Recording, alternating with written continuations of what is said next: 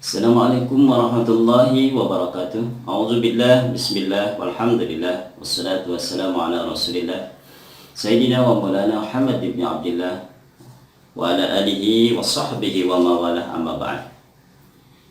Puji dan syukur marilah kita panjatkan kehadirat Allah subhanahu wa ta'ala atas nikmat iman, nikmat Islam, nikmat sehat, dan merupakan satu kenikmatan hari ini kita bisa masih melaksanakan ibadah puasa Ramadan yang insya Allah memasuki hari yang ke-20. Hadirin rahimakumullah, terutama siswa-siswi SMK YKTB yang hari ini berada di rumah masing-masing namun tetap semangat untuk melaksanakan pembelajaran melalui online dalam program Sanlat SMK YKTB.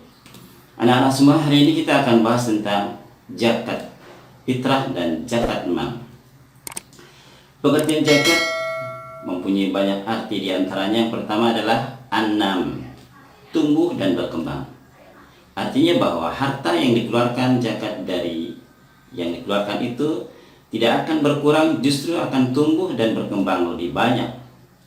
Yang kedua adalah at-thaharah atau suci.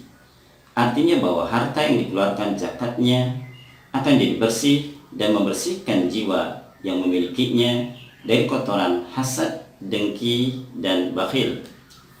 Yang ketiga adalah as-salah, artinya baik, bahwa harta yang dikeluarkan zakatnya akan jadi baik dan zakat sendiri akan memperbaiki kualitas harta tersebut dan memperbaiki amal yang memilikinya.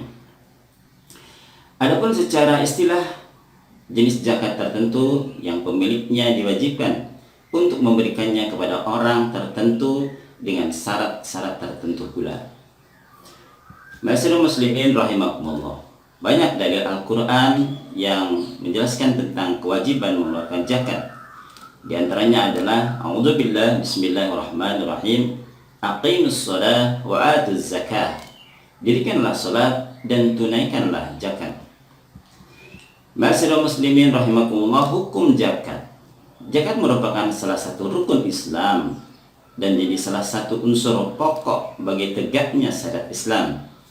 Oleh sebab itu, hukum zakat adalah wajib atau fardu atas setiap muslim yang telah memenuhi syarat-syarat tertentu. Zakat termasuk di dalam kategori ibadah mahdhah seperti salat, haji, dan puasa yang telah diatur secara rinci berdasarkan Al-Quran dan Sunnah.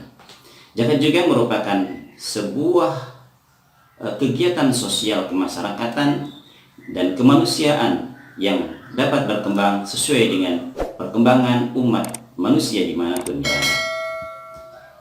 Jenis zakat. Zakat terbagi atas dua, yaitu zakat fitrah, zakat yang wajib dikeluarkan seorang muslim menjelang Idul Fitri pada bulan suci Ramadan. Besar zakatnya ini sesuai dengan wilayah dan kondisi masing-masing daerah. 3,5 liter atau sama dengan 2,5 kilogram makanan pokok yang ada di daerah bersangkutan. Dan kalau di Bogor itu setara dengan nilai uang Rp35.000. Yang berikutnya adalah zakat mal, zakat yang dikeluarkan oleh seorang muslim yang mencakup hasil perniagaan, pertanian, pertambangan, hasil laut, hasil ternak, hasil temuan, emas dan perak. Masing-masing jenisnya memiliki perhitungan sendiri-sendiri yang insya Allah akan kita bahas pada pertemuan yang akan datang karena keterbatasan waktu. Nah, siapa yang berhak menerima zakat? Dalam Al-Quran banyak sekali dijelaskan, terutama dalam surat At-Taubah. Di antaranya adalah ada 8 asnaf atau 8 golongan. Yang pertama adalah fakir, yang kedua miskin, yang ketiga amil, yang keempat mu'alaf, yang kelima hamba sahaya, yang keenam gorimin, yang ketujuh fisabilillah, dan yang kedelapan adalah ibnu sabil. Siapa fakir? Yang pertama adalah mereka yang hampir tidak memiliki apa-apa sehingga tidak mampu memenuhi kebutuhan pokoknya. Yang kedua adalah orang miskin. Siapa mereka? Mereka yang memiliki harta namun tidak cukup memenuhi kebutuhan dasar untuk hidupnya. Yang ketiga adalah amil, mereka yang mengumpulkan dan membagikan zakat. Yang keempat adalah mu'allaq. Siapa mereka? Mereka orang yang baru masuk Islam dan membutuhkan bantuan untuk menyesuaikan diri dengan keadaan barunya itu sebagai seorang muslim. Yang berikutnya adalah hamba sahaya. Siapa dia? Budak yang ingin memerdekakan dirinya sendiri. Dan berikutnya adalah gharimin, mereka yang berhutang untuk kebutuhan yang halal dan tidak sanggup untuk memenuhinya. Yang berikutnya fisabilillah, mereka yang berjuang di jalan Allah, misalnya guru ngaji, misalnya pendakwah, dan seterusnya. Yang terakhir adalah ibnu sabil. Siapa mereka? Mereka yang kehabisan biaya di dalam perjalanan. Anak-anak semua, jamaah rahimakumullah, ada yang berhak menerima, ada juga yang tidak berhak menerima. Yang pertama, yang tidak berhak menerima orang kaya, orang yang masih memiliki tenaganya yang kuat. Kemudian yang kedua adalah hamba sahaya yang masih mendapat tanggungan dari tuannya.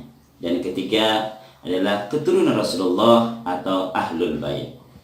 Ma'asyiral muslimin rahimakumullah, hikmah zakat. Hikmah zakat antara lain adalah mengurangi kesenjangan sosial antara mereka yang berada dengan mereka yang miskin. Kemudian menjadi pilar antara mereka yang berada dengan para mujahid, para dai yang berjuang, berdakwah dalam rangka menegakkan kalimat Allah. Kemudian hikmah berikutnya adalah membersihkan dan mengikis akhlak yang buruk.